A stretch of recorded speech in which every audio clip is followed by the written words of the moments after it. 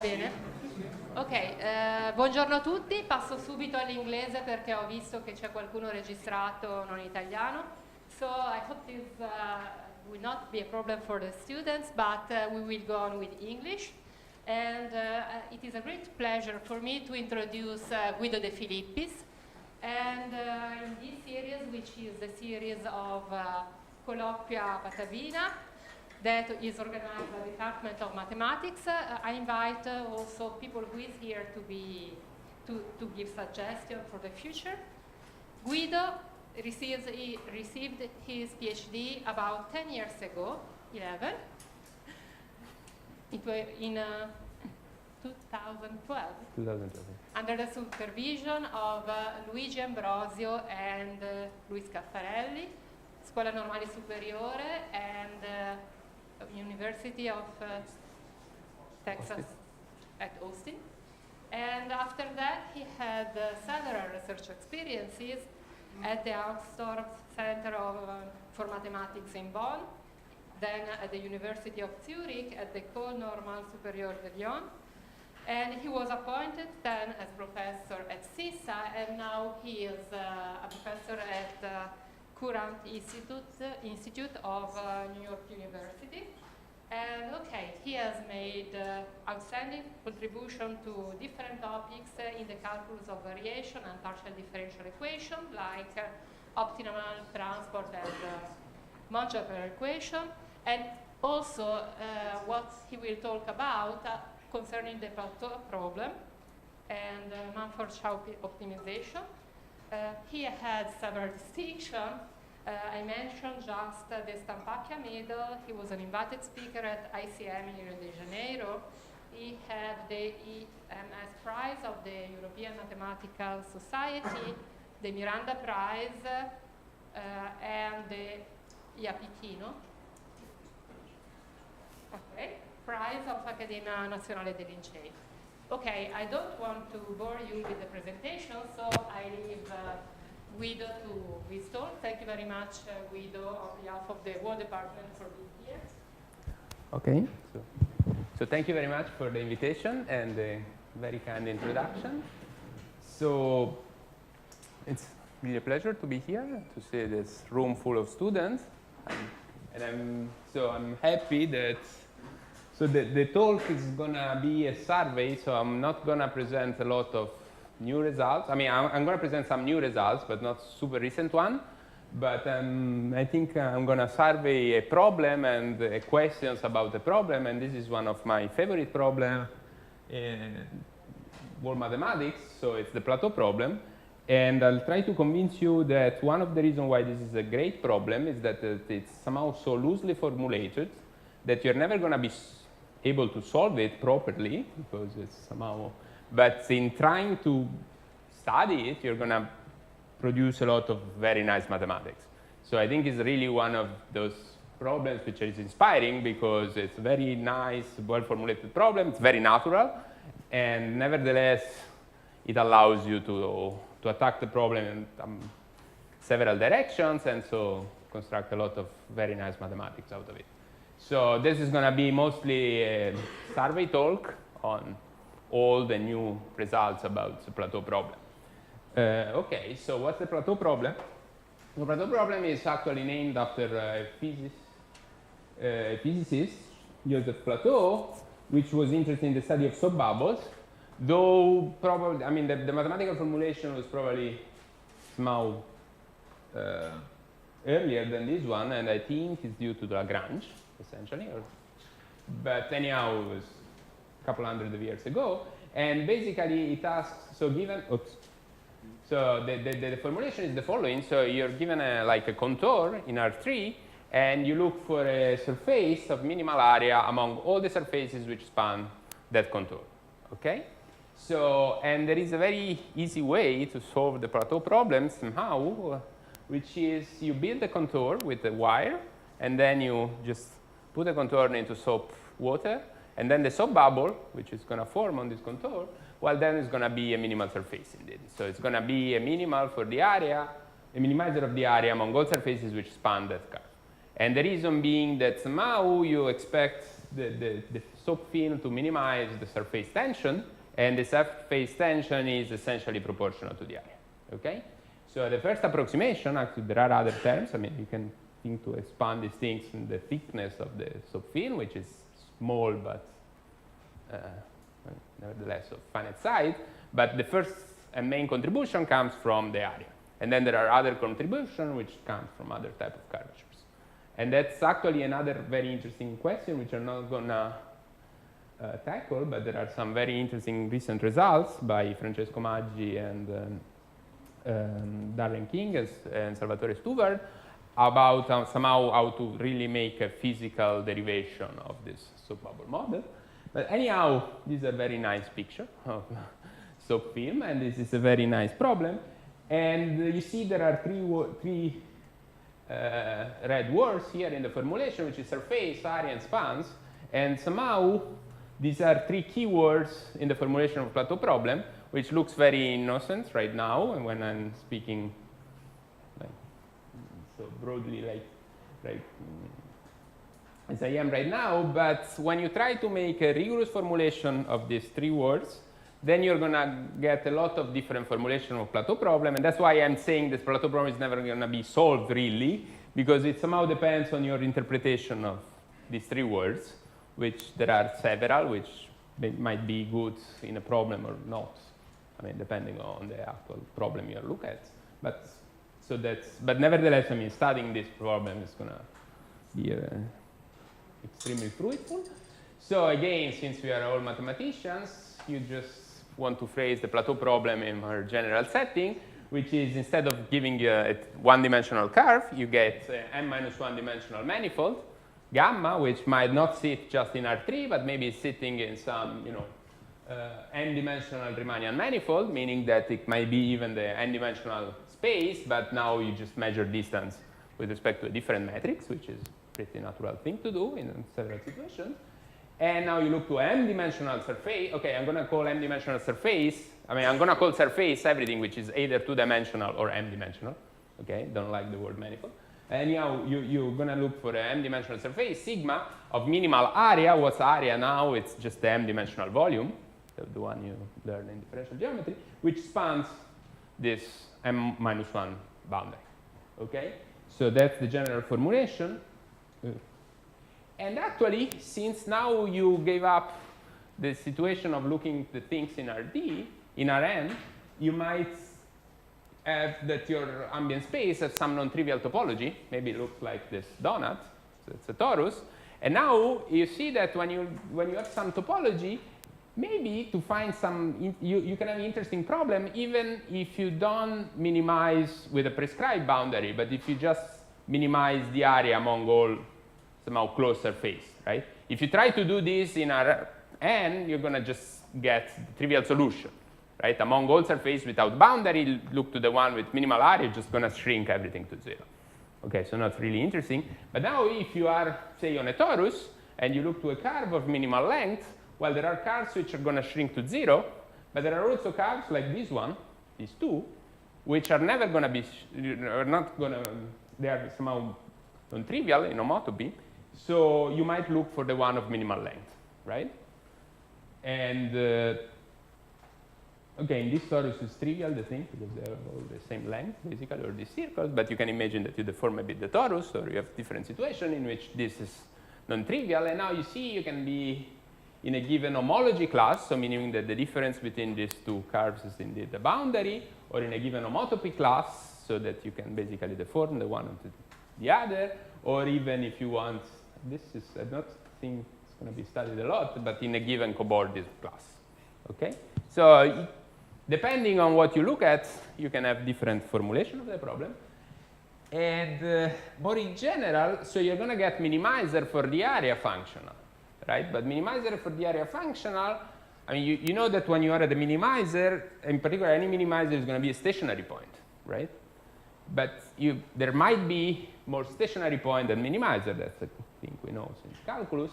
And in particular, you're going to call a surface sigma to be a minimal if its area is preserved under smooth deformation.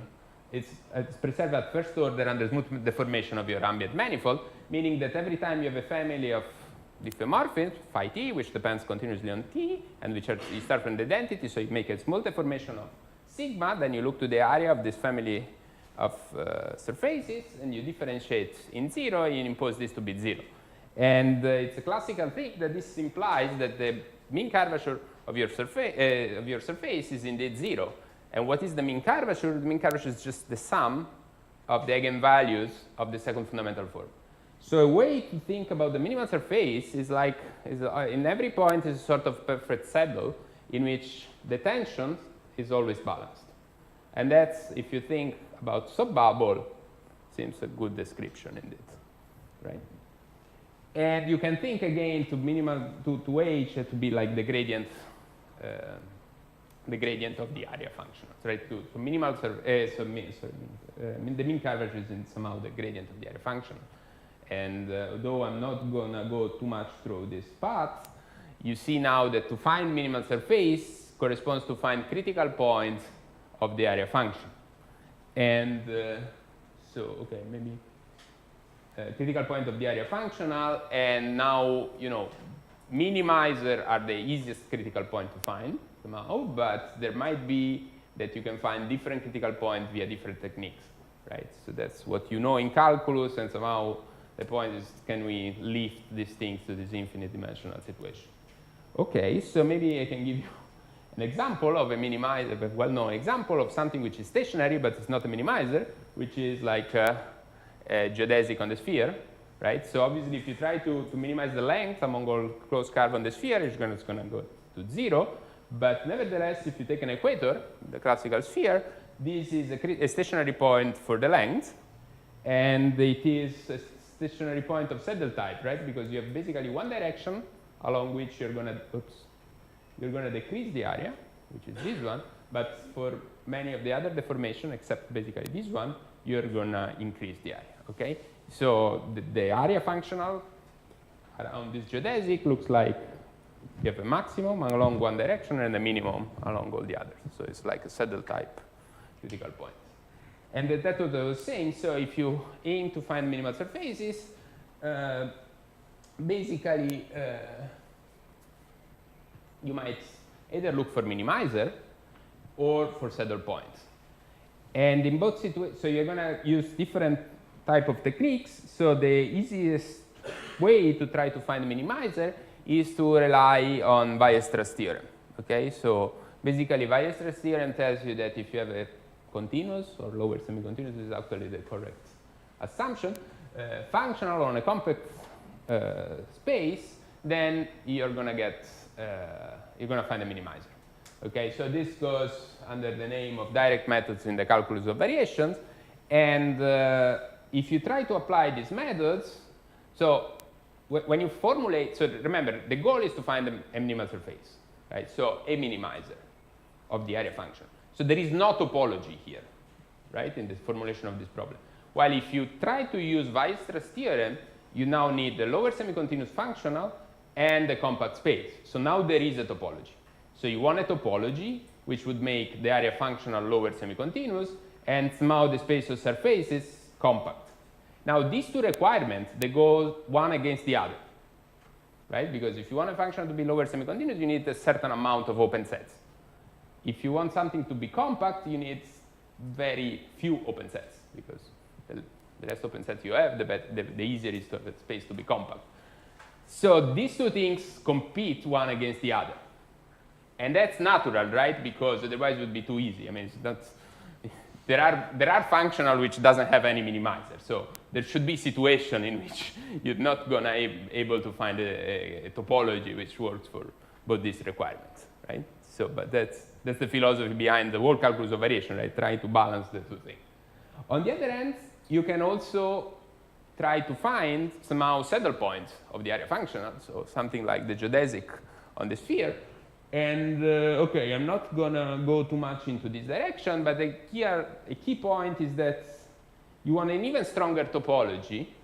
Well, it might be just a technical comment, because now, you know, like saddle points are like, they are not minimizer, they are like max min, right? Min max actually. So, so if you want to spot a saddle, like when you're walking, even when you hike, what you do is like you look to the path for which the maximum height is the minimal one, right?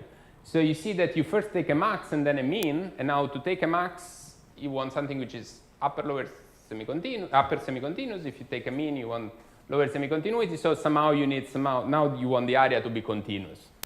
So this needs to, so you need to find a slightly different type of topology. But that's somehow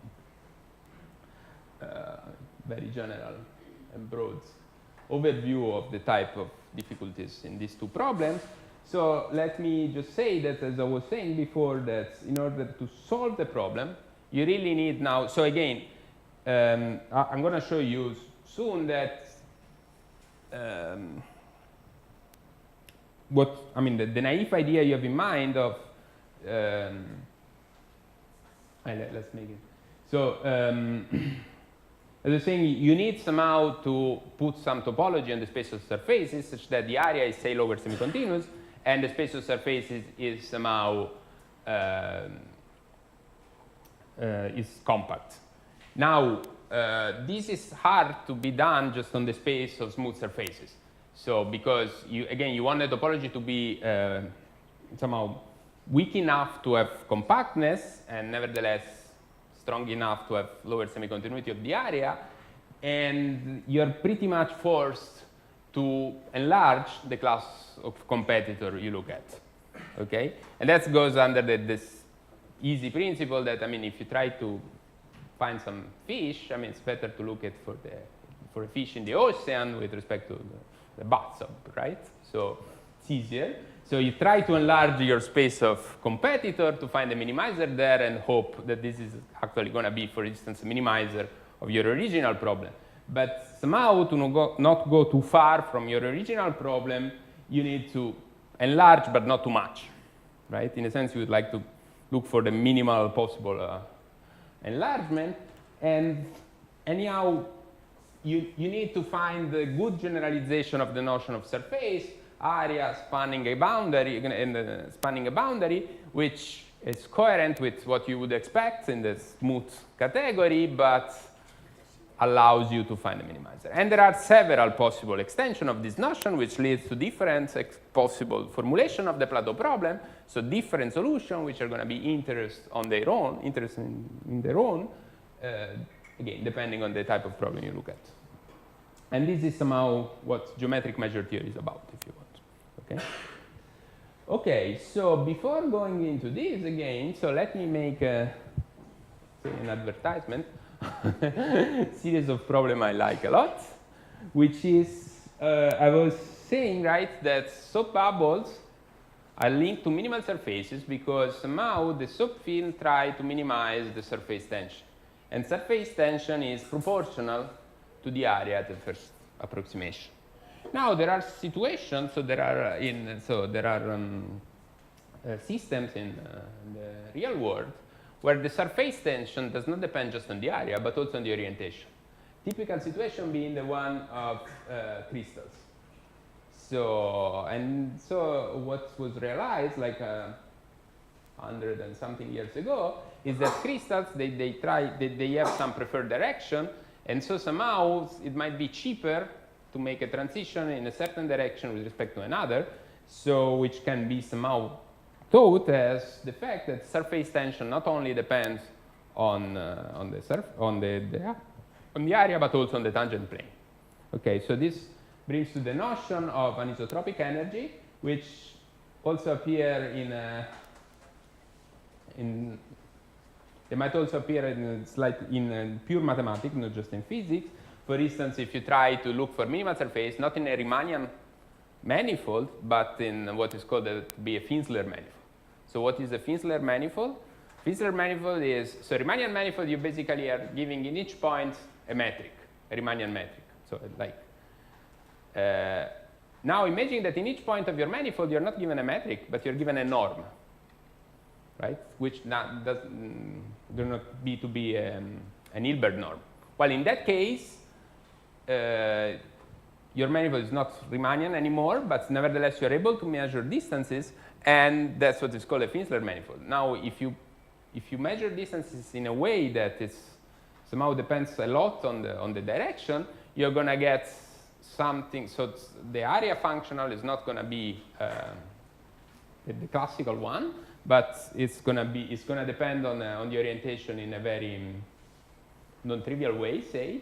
And so this is indeed, it's going to be the setup in which you want to put the anisotropic minimal surface. So basically, you have a function which is defined on the Grassmannian, so it depends on the position and on the orientation, and your surface tension, it's this one, yeah. So it's just you integrate on your surface this function, okay? So again, you're going to call an anisotropic minimal surface something which is a stationary at the first order, and you might ask the same type of questions, whether you can find or not an anisotropic minimal surface. And the point is that, I mean, the answer is somehow you can find it, but there are a lot of very basic questions which are still unanswered in this case. And okay, the technical reason is that you have a lack of monotonicity formula. So I mean, there are something which we really, it's a very important tool you have in the area, for the case of the area, which you don't have here. But what I'm saying is that even a very basic question like this, so if you add some non-trivial dependence on the tangent plane, already leads you to very interesting problems. And again, these energies, they are quite natural, right? They appear in a lot of situations. Okay, so but back on the idea, the situation about direct methods of calculus of variation and the plateau problem.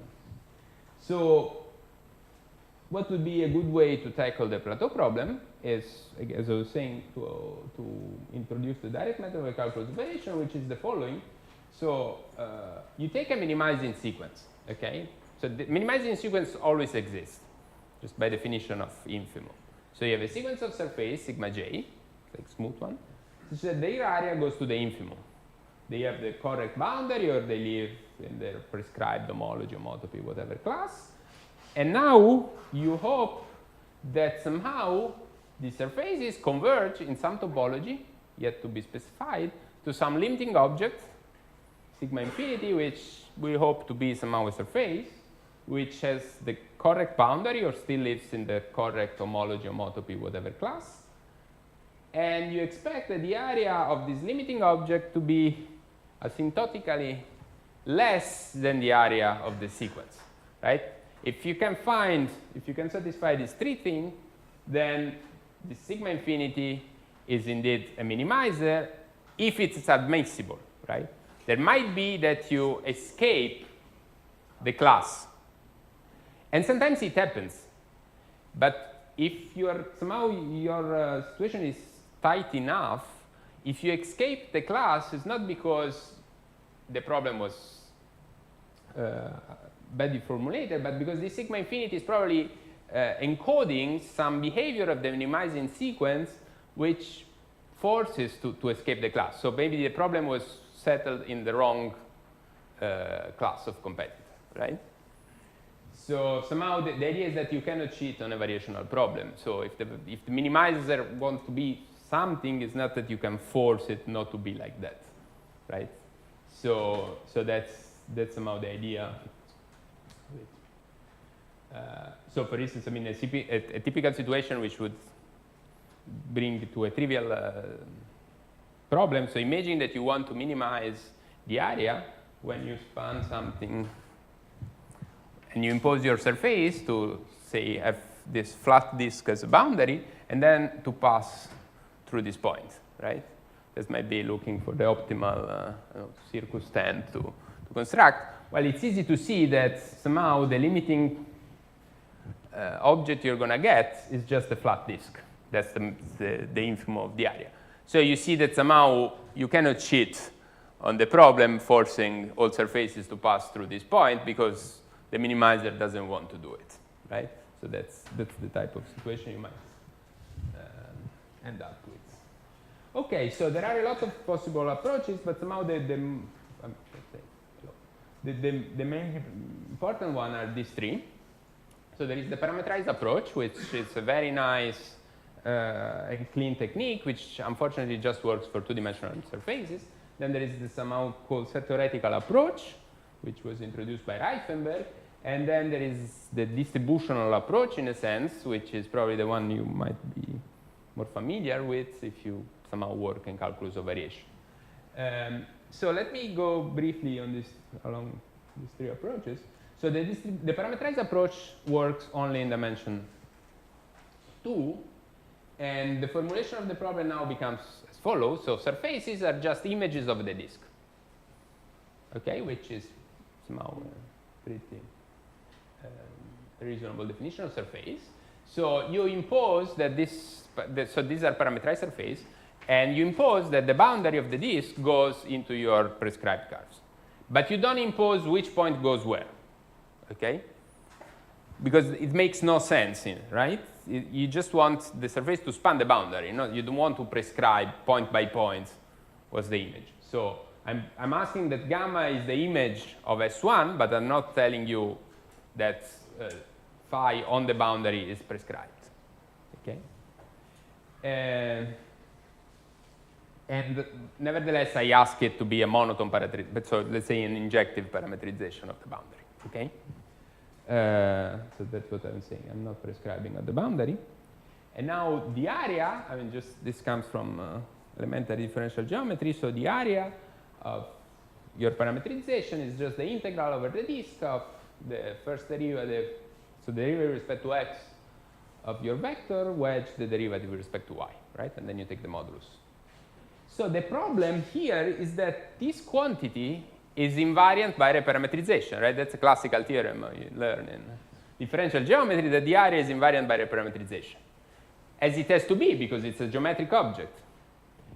Now, the problem is that if you precompose your parametrization with the diffeo of the disk into itself, you still get the same surface with the same area, but somehow you might take the diffeomorphism to be so badly behaved that the derivative of the composition is much larger than the derivative of your original map. So that's a way to say that you don't expect compactness somehow. So it's hard to find a topology, some smooth or Sobolev topology on the space of parametrization, such that if you just prescribe an area bound, you're going to get compactness. Okay? Because again, the area bound does not control the parametrization enough because of this invariance. Because somehow you have you can phrase the thing by saying that the group of invariants is non-compact, is highly non-compact, right? That's what I'm saying. The group of diffeomorphisms of the disk is highly non-compact. But the key observation, which was done by Douglas, is that you can just make a very simple upper bound of the integrand in the area by the integrand in the Dirichlet energy. And that indeed you have equality in this chain of inequality if and only if the parametrization is conformal, meaning that the two derivatives, they are same length and orthogonal.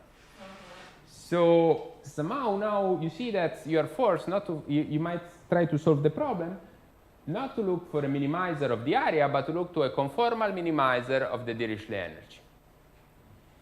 And again, sorry. Okay. And again, you still have a group of invariants. So now if you precompose, not with any diffeomorphism, but with a conformal diffeomorphism, the Dirichlet energy is going to be the same. So if you take a conformal transformation of the disk into itself, and so psi, and you precompose x with psi, it's going to get the same energy. But now you might remember that conformal transformation of the disk into itself are just Möbius transformation, which are not compact, but they depend on 3 parameters, so they are finite dimension. So now you can basically get rid of the group of transformation by just fixing the image of 3 points. right? You have 3 parameters, so in a sense, once you fix the image of 3 points, you get rid of those 3 parameters, and that makes the problem somehow compact again, and indeed, you can find a conformal minimizer of the Dirichlet energy, and once you find the conformal minimizer of the Dirichlet energy, it's somehow easy, not immediate, but easy to show that is indeed also a minimizer of the area. Okay? So that was proved by Douglas and Rado beginning of last century, and they both earned the Field medals for it. So a couple of remarks on the thing. So first of all, it was important to be able to allow for reparametrization, even at the boundary, right? Because otherwise, you couldn't say that the conformal minimizer is indeed a minimizer of the area. Right? So it would be the surface, the parametrization I find is a solution of the problem, but doesn't have, I mean, if I had to prescribe the actual value of the boundary, I would not be able to find the solution. Okay? So in a sense, the fact that the problem is geometric was bad because it had a big group of invariants, but it's also good because I can try to use this group of invariants in my favor. The second thing is that somehow this solution is not 100% satisfactory because I'm prescribing the topology of my surface. Right? So my surface is the image of the disk. So the topology of the surface is a disk. So it might happen that there are some surfaces which are not disk, which has less area and span the same boundary. So this is a picture. Okay. Nevertheless, you say, well, why the disk? Well, I can try to prescribe the genus of my surface. So I can try to say, okay, let's look for a minimizer among surface with prescribed genus. Okay, so I prescribe the number of holes somehow in my surface. And it's easy to see that somehow the infimum, so when you add a hole, the infimum is going to decrease. And on the other hand, if you try to prescribe with an exact number of genus, it might happen that the minimizer doesn't want to have a hole, so it just let the hole disappear for the minimizing sequence. In the same spirit of this example, right? So if you try to find a minimizer which is spanning like this, this circle, but you impose it to have a hole, well, the minimizing sequence is going to have a hole, yes, but a very small one, which is going to just collapse at the end. Not a hole, say a handle. It's a bit better to say. So if you impose here, you have some non-trivial genus, then the minimizing sequence just collapses the genus into the flat disk. But if for some reason the infimum with genus G is strictly less than the infimum with genus G minus 1, which is not the case here, right? Because in this case, you see the infimum with genus 0 is equal to the infimum of genus 1. So then you can indeed find, so that's what I was saying, yeah, that you can indeed find a minimizer with exactly genus G. Okay, so if you have this strict inequality. Now the question would be, okay, say that now, so you first minimize with some genus, and now you say, okay, what happens if I keep increasing the genus? Do I keep decreasing the area? Are there situations in which this happens? And the answer is yes, if you allow yourself to have a non-smooth curve. But if you have a curve like this, the optimal solution will have infinite genus. But the question is this the only way? So if I give you a smooth boundary, do I get a solution with infinite genus? And I'll answer you to this question later. Okay, so this is about the parametrized approach, which you see is good on the one hand because it's somehow very clean and you don't need to have too fancy techniques. On the other hand, you have this problem about topology. So somehow you're prescribing the topology and you don't know if you're going to get all possible solutions, even if you allow yourself to change the topology. And the second thing is that it just works into dimension, which is a bit of annoying. So the set theoretical approach, it's very appealing, and it was introduced by Reifenberg. So here surfaces are just compact subset of R, which is a very maybe too broad definition. And the area is just the m-dimensional Hausdorff measure of this set, right? So so you might be familiar with this notion. So basically, if you're not familiar, you can think to the m-dimensional Hausdorff measure as follows. So it's defined like this, up to a constant. But somehow you try to cover your set with balls, and you try to do this in a way such that the sum of the radii of this ball to the correct power is the smallest possible. Now, if you try to do this with a classical surface, you're going to recover in the area of your surface. Okay, and that's a good definition of area indeed. So it's a good generalization. And now the key point is in the notion of spanning a boundary, and this is given by using algebraic topology. So basically, you require that if you look, so gamma, so your boundary is a subset of your surface. Now this gives you an inclusion of, so it's giving inclusion of set, which gives you an inclusion of so if a map between m-1 homology groups, and you want this map to be trivial, in the sense that whatever I have in gamma becomes a boundary in K. Okay, so that's the definition. And now, okay, this is a very good framework to study subbubbles, but as I was telling you, I have to put a topology. And the topology, so what's the issue here? Just one word. So the topology you put on compact set is just a set theoretic convergence. So for those who know it, is like the Hausdorff convergence of compact sets. Okay? So basically you say that so a family of compact sets converge to the other is basically if it's always in a neighborhood. So they are, I mean, for every neighborhood of one of the other, they fall into each other. So it's what you would expect to be the convergence of sets. The problem is now that the surface measure is not lower semi-continuous. Because imagine that basically you can have you can add a lot of tiny tentacles here, and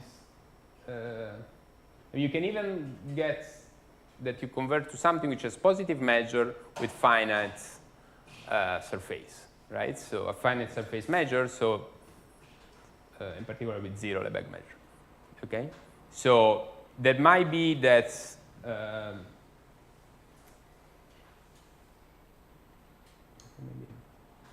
so it might be that this is not lower semi-continuous, and what Reifenberg was doing was like he was actually taking the minimizing sequence and making a lot of somehow surgery on the minimizing sequence, so that you don't get lower semi-continuity in general, but you get lower semi-continuity on the modified minimizing sequence. Okay, so that's just the word. And actually, recently we found somehow a way to simplify this, but still some sort of surgery is needed to get rid.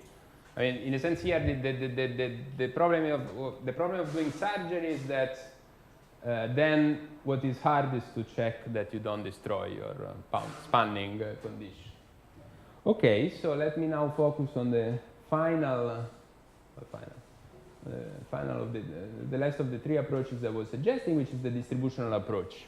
And the distributional approach starts from this very simple idea. So take a smooth m-dimensional surface, and now look at the functional which to an m-dimensional m form associate the integral of that form on the surface is obviously it's linear in the form, as indeed, and it is also continuous once you put a strong enough topology in the space of forms, right? So if you ask, for instance, you put, so forms are like, M forms are like vectors, if you want, like you have a lot of components, and you put as a topology that each one of those components has to converge in the C-infinite topology, the same you put for distributions, okay? So this is a linear and continuous functional, which is fine. Not only is the linear continuous functional, you can recover the geometric data of your surface through this functional. For instance, you can recover the area of this surface as the supremum of the action of this functional on forms whose norm is less or equal than 1. And you can also recover the boundary of your surface basically by Stokes' theorem. Okay. So now, that's what I was saying. So now, a very natural definition, which is basically due to de Rham, is that you define an m-dimensional current to be a linear and continuous functional on the space of m-dimensional forms. And for this current, you define the mass as the natural generalization of the area, the boundary by imposing Stokes' theorem, and now, somehow being a dual, you have a very nice, very natural notion of weak star convergence. Okay. Now you see that with respect to this convergence, the mass, so the area, is lower semi-continuous almost by definition because it's a supremum of a family of continuous functions. And when you are in a dual space, compactness is basically trivial. So it's just abstract nonsense to find a minimizer in this setting, okay? So in the set of current. Just, I mean, in a sense, Banach, so the weak star topology is constructed in such a way that you have Banach-Low, right? You enlarge the topology enough to get Banach-Low. So now this problem is trivial, and the solution is, to find the solution is trivial. The problem is that maybe you had too many competitors. So you started from a very geometric and natural problem, which is like find a minimal surface, and now you sort of embed this problem into a linear space, so maybe in doing that, you're adding a lot of competitors, which has nothing to do with your original problem, and maybe you find a minimizer, fine, but it's nothing to do with your original minimizer. So the original minimizer, for the thing you were interested in. And indeed, the problem is that currents, they can be ugly. So let me give you two examples of currents. To tell you what a current is, I need to tell you what the action on a form is, right? So I take a one form in R2. And for instance, a current is definitely, you take the one form, you take the first coefficient, you just take two derivatives and compute in zero. Okay? That's a current. That's a linear and continuous function on the space of forms, which doesn't look very geometric though, right? So if I find this as a minimizer, bad. Actually, this is doesn't have finite mass. So you can say, okay, maybe they can get rid of this. But now take the second one. You take the first coefficient and you integrate it on a square. So this is, again, it's a one-dimensional current because it's the action on one forms. So does this look geometric? It might be a good solution. Well, it might even be geometric, right? There's someone here that we can argue that it's very geometric. But anyhow, might not be a good solution for the Plateau problem for sure. So the question is, can this example arise as limit of your minimizing sequence? Okay, definitely these are currents, but can I get these ones? So now the point is that the key point is the Federer-Fleming closure theorem, which tells you that if you look to the current naturally associated, not to m-dimensional surface, but to n-dimensional polyhedral chains, somehow, then you can characterize the weak star closure of it. And this is the set, is given by the set of integer rectifiable currents.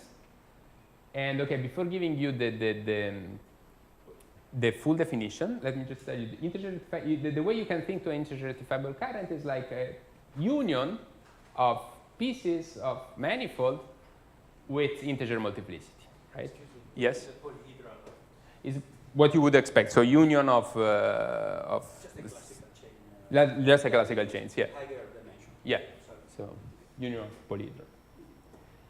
And so that's the actual definition of the integer rectifiable current. So you just take a family of compact subset, countable family of compact subset of manifolds, integer multiplicity.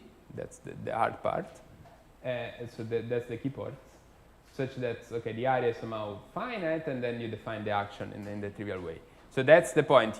The key point is that you are pieces of manifold with integer multiplicity.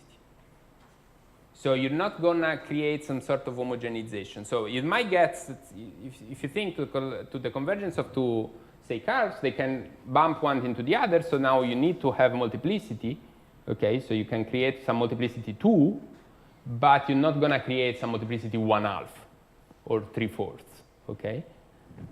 So that's where it's hard, because it's easy to have somehow real multiplicity, because that's still a linear space, while the space of integer rectifiable current is not linear. Right? You can sum two of them, but you cannot multiply by a real number. Okay? So that's what makes it non-linear and the theorem hard.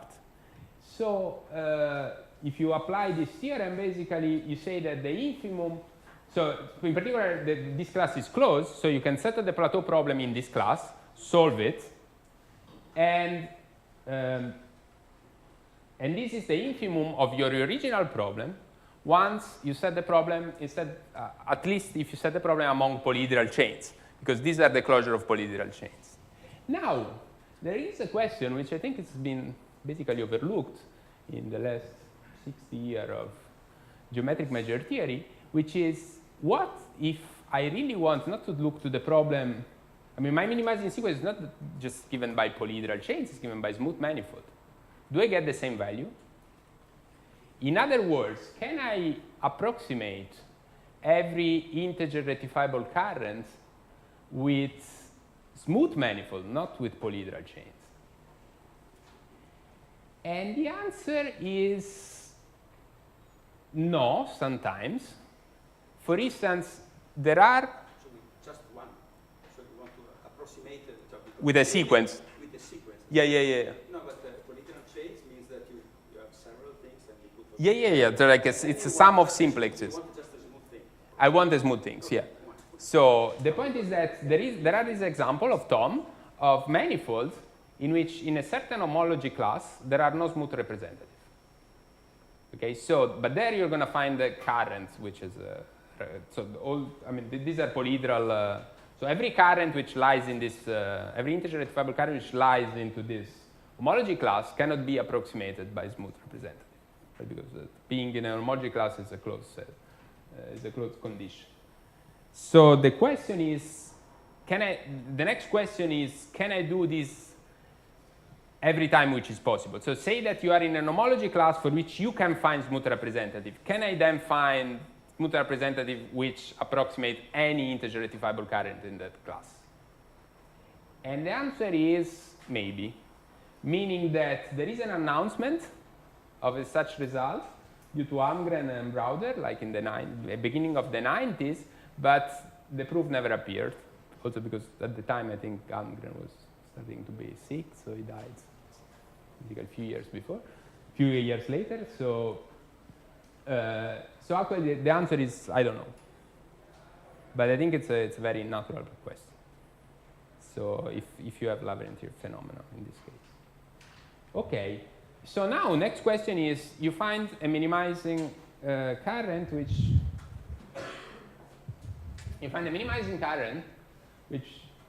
is an integer rectifiable current, so somehow it's not bad, but it's not good either, because integer rectifiable current, they can be ugly, okay? So, but it's a solution of the plateau problem. You started somehow with your solution in the smooth category, how far you are from the smooth category, okay? So this is the question of regularity, okay? And again, if you can find a smooth solution, then indeed you don't even, so for sure there will not going to be the Lagrangian phenomena, for instance, if you have a smooth solution, right? So you see, you can also think to all this geometric measure theory detour. If you end up with a smooth solution, your whole geometric measure theory detour is like a big series of lemma in which you say, okay, I want to find a smooth solution. Then I'm forced to introduce currents and weak topology, integer rectifiable current, and regularity theory, and whatsoever. But then in the end, I find a smooth solution. So you can just hide all the machinery and say, okay, every time I give you a smooth curve, I find a smooth minimal surface, right? It's like a way, for instance, you can think to this as a way to find harmonic functions, right? You say, okay, I want to find a harmonic function with a smooth data. And now maybe you want to find it by minimizing the Dirichlet energy, so you need to introduce Sobolev space, you need to find a minimizer among Sobolev function, then you prove regularity of that minimizer, but then you end up with a C2 nice harmonic function. You just throw away that thing and say, okay, every time you give you reasonable boundary data, I find the C2 function. A C2 harmonic function here would be the same, So in particular, this will tell you that, for instance, in 2 dimensions, you have a fixed genus, which is indeed the optimal minimizer and all of that. So, but this is now the question of regularity theory. And regularity theory divides into 2 parts, which is so-called interior regularity, so away from the boundary, and boundary regularity. So, okay, I'm probably a bit late, so I'll try just to give you an overview of the type of results you can get in this setting, which okay, so the first one would be okay, to speak about regularity, I need to tell you what does it mean to be a regular point. An interior regular point is easy. What it is, it's a point where around, for which there is a neighborhood such that your current there around is just the integration over a smooth manifold. So looks like a smooth manifold, possibly with some multiplicity. And now you call singular point those points which are not regular in the interior. And now what happens? Okay, so the regularity theory depends on the codimension. So if the codimension of your current is 1, so meaning you sort of look to hypersurfaces, it's somehow, the problem was somehow set in the 60s, and you might have some singular sets, but they appear in high dimension. So the singular set of codimension 7 in the current, 8 in the ambient space, and it has some nice structure. In high codimension, it took 15 years, 1,000 pages for the Almgren big regularity paper to show that indeed you have that the singular set is somehow still small, so it's codimension 2, and very recently it has been shown to have the structure you expect. So somehow it's really a codimension 2 set in the sense. It's not fractal in a sense. Well, it might also, I mean, it's now much better. I cannot enter too much into this, but it's now basically understood the structure of the singular sets. Okay, so that's the interior regularity theory, and you see that you don't have smoothness in general. This is optimal. So you can show explicit example of minimizing currents such that those estimates on the singular set are indeed optimal. For instance, in dimension 8, you have a minimizing cone of codimension 1. So, and every complex variety is indeed a minimizer, and you know that complex variety, they might have codimension 2 singularities, something like this one, which I wrote the equation, which is somehow some branched disk like this. Okay? So, but say that the interior, the situation is well understood, and now the question is what about the boundary? And maybe to comment briefly on the boundary, and then I'll conclude. So let me stress one important thing, that when you settle the problem with currents, so currents comes out of integrating forms. When you integrate forms, somehow there is an orientation around. So the way you settle the problem depends on the orientation. In other words, look to this boundary, which is just 2 circles in the plane.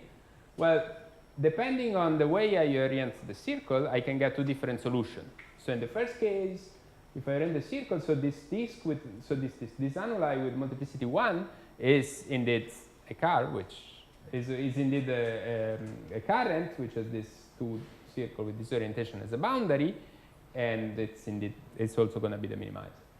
If I oriented the boundary with the same orientation, then I cannot get that current, because if you apply Stokes' theorem, you're going to get the wrong orientation on the inner circle. So I need to fill somehow the hole with some multiplicity 2. Okay? So you see that there is a difference in solution in the solution, and in particular you see that the boundary might lie at the interior of your solution, and just the solution just going to jump multiplicity going from one side to the other of the boundary. But nevertheless, you're going to call that one a smooth point, right? Because there around the solution is smooth. So you're going to call somehow a boundary point regular if that one is the local picture. So if there are 2, so if you just have a unique smooth surface which goes across the boundary, and the boundary is just cutting it in 2 parts with different multiplicity. Okay? It might nevertheless happen that you have points, so you're going to call two-sided the point in which this is really happening, and one-sided the point where this, where indeed, say, so true boundary points. And okay, you can distinguish this point by the local behavior of the area around it.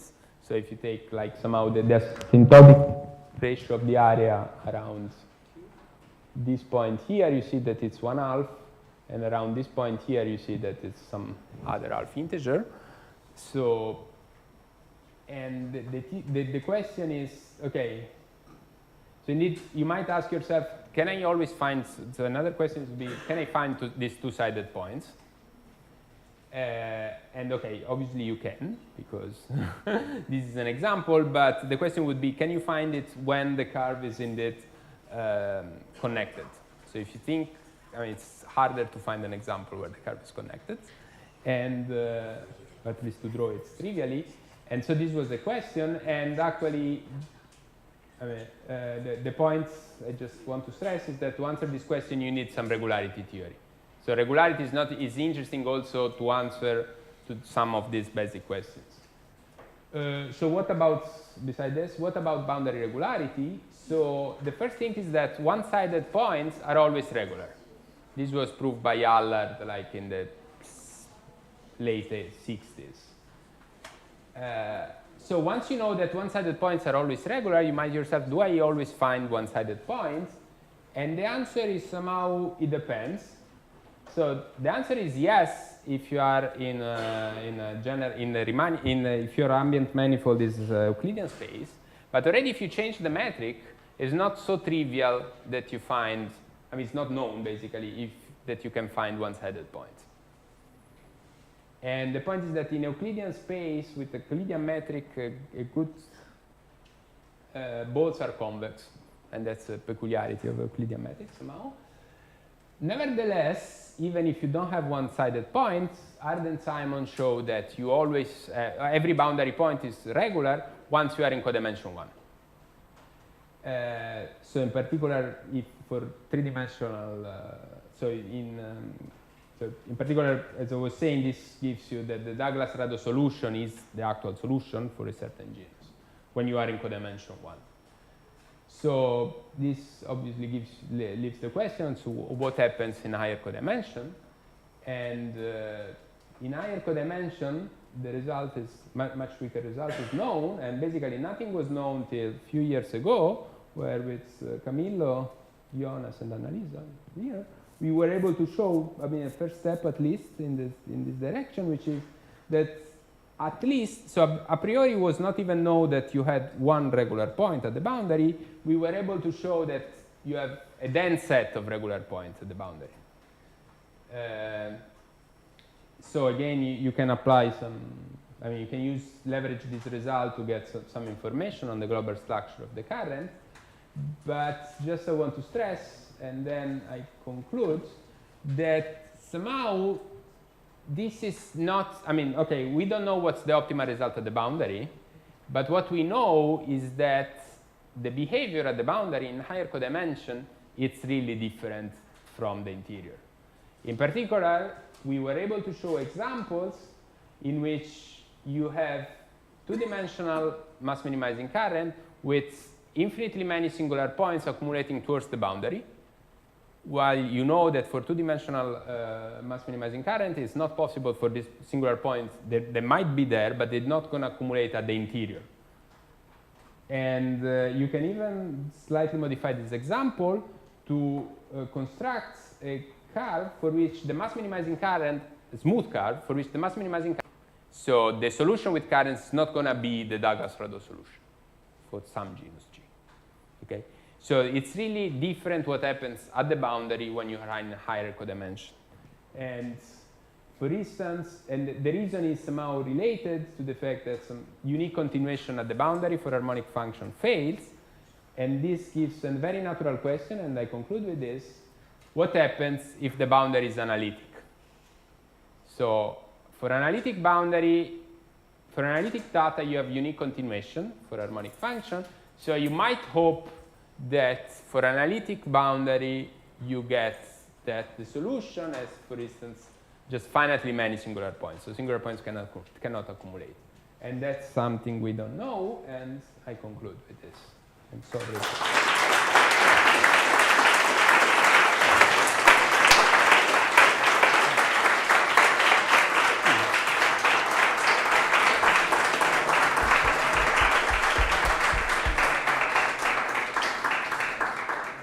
Thank you very much, Guido, for the talk full of ideas. One question.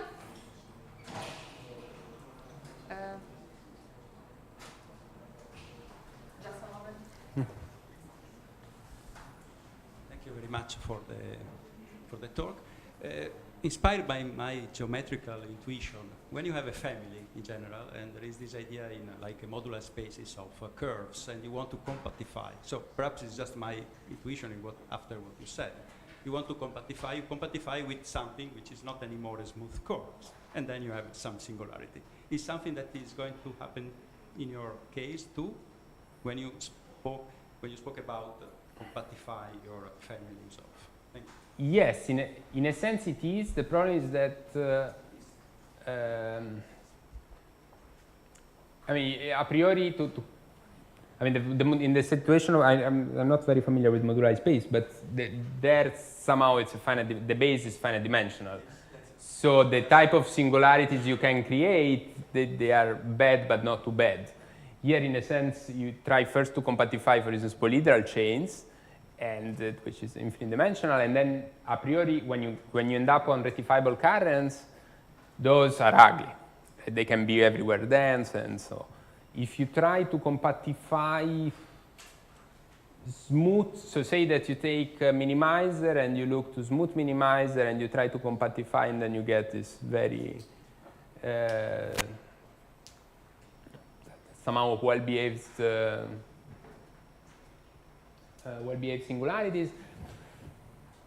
I don't know if you can phrase like this. I mean, for instance, you would conjecture that for generic boundary, but it's not even true like that. You cannot even like, you might say that sometimes for generic, so there are situations in which you can somehow perturb and get rid of singularities. But sometimes the singularity should be there because of topological reason. So for instance, you can settle the plateau problem in which your boundary data is an RP2, like lying in R6, I think, where it lies. If you, RP2 doesn't bound the smooth surface, right? So it's a smooth three-dimensional manifold. So, but it bounds a mass minimizing a current with minimal mass. So that one must have a singularity somewhere, right? So here, then the type of singularity you have, it's a bit more subtle. And it's related to the question about what would indeed be the closure of... Thank you very much. Another question? Okay. If not, we thank again Guido De Filippis